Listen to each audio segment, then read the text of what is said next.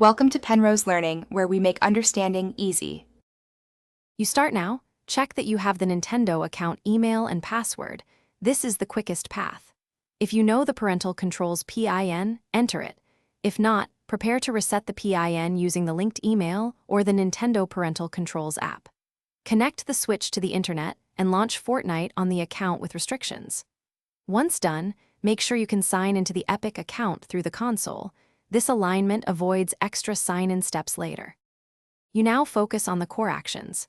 Sign into your Epic Games account in a browser and verify that the Nintendo account is linked.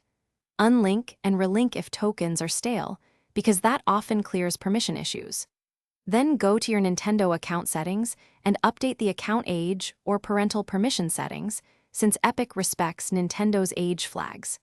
Use the Nintendo Parental Controls app to permit online interactions and purchases. This ensures Fortnite's in-game parental controls are also lifted.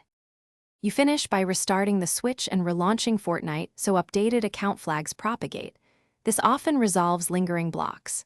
If changes don't apply, reset the parental controls PIN using Nintendo's support flow tied to the linked email, and then reconfigure permissions.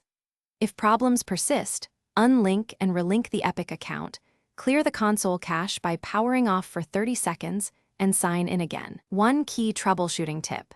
Make